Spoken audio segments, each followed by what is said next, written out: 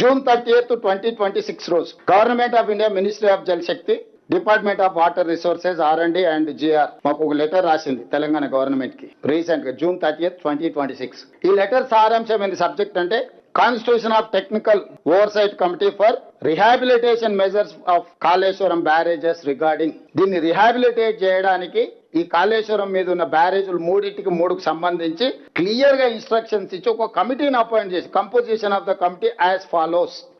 Name of the expert oblique member level, member technical NDSA లో ఉన్న technical member ని chairman చేసిండ్రు.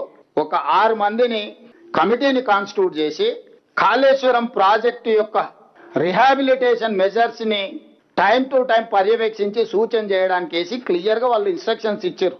మీరు తమాషాలు చేయకండి, తైతక్కలు ఆడకండి, మీకు తెలివితేటలు ఉన్నాయి, 80,000 పుస్తకాలు చదివినాం, సావు తెలివితేటలు ప్రదర్శించకండి, ఇప్పటికి ప్రదర్శించింది సాలైంది, సాలించండి ఇంకా మీరు అని చెప్పి నివేదిక తర్వాత ఇది జూన్ 30, 2026 నాడు 11 రోజులైంది. ఇవాళ 11 తారీఖు వేసుకుంటే 11 రోజుల క్రితం స్పష్టంగా government of India Jal Shakti ministry ఒక అథారిటేటివ్ కమిటీని, సాంకేతిక నైపుణ్యం వాళ్ళు ఉన్న వాళ్ళందరినీ కూర్చి ఏర్చి కాళేశ్వరం ప్రాజెక్టు పునరుద్ధరణకు కంప్లీట్ గా ఒక సిస్టమ్ ని అడాప్ట్ చేసుకొని రాష్ట్ర ప్రభుత్వానికి సూచన ఇచ్చింది.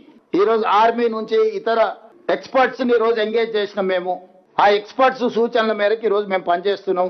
Not only our engineering graduates, we have engaged from army and other experts, different CPWRS నుంచి రకరకాల కేంద్ర ప్రభుత్వం ఆదేశించిన సంస్థల నుంచి నిపుణులను ఈ రోజు నియమించుకొని ఆ నిపుణుల పర్యవేక్షణలో ఈ ప్రాజెక్టులను పునరుద్ధరించడానికి ప్రభుత్వం పనిచేస్తుంది.